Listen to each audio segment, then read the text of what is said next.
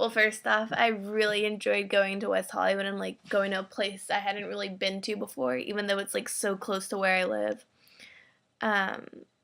and I just like really like was amazed at how accepting and like non-judgmental like the entire city was, even though it's only 2 miles by 2 miles, which made me like realize the fact that I felt comfortable in such an openly sexual place that I had like really like accepting like values. I'm like accepting of like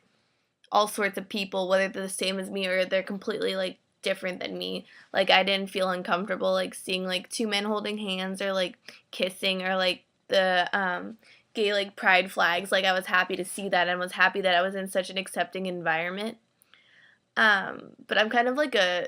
well, when you first meet me, I'm not like the most outgoing person in the world. So I guess I was a little uncomfortable when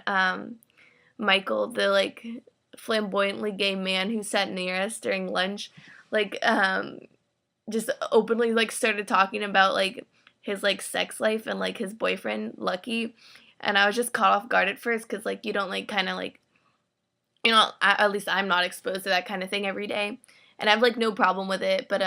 my family's not really that like outgoing and like we kind of keep to ourselves, so it just caught me off guard. But like staying there for like multiple hours in West Hollywood, it was just like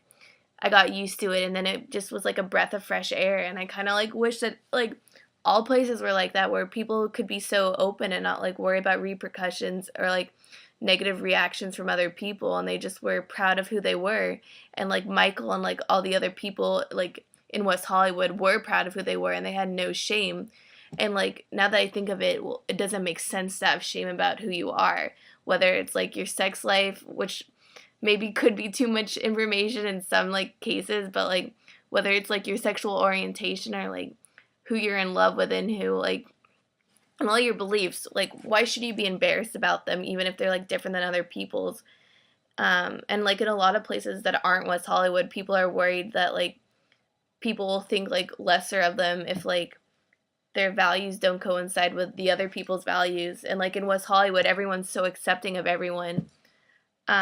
Another thing that kind of made me feel uncomfortable though was if I was raising a kid in West Hollywood, I don't think I'd be like down with having the kid ask me what anal lubrication was for like at age 3, cuz like there was sex shops everywhere and like everything like was completely displayed in the front window. So maybe I would tone down like the sex shops a little more, but it wouldn't be the end of the world. Like it would be fine. And that's the only thing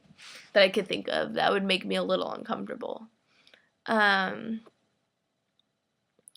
and my perspective on myself and like the world around me has changed because before going to West Hollywood, I'd been once before, but I'd never really like paid attention to it because I was really small. Um, I had thought like the South Bay and like where I lived was a really accepting place, but after going to West Hollywood for the day, I realized that it's not even like close to being on the same level when it comes to acceptance and not being judgmental. Like it was just so shocking how like open West Hollywood was about like sexuality and gender and like views on it and like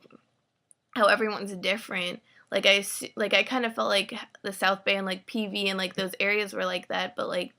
in comparison, like there is no comparison. Um, and it would be like awesome if like everywhere was like West Hollywood, where people like couples of the same gender could like openly show affection to each other.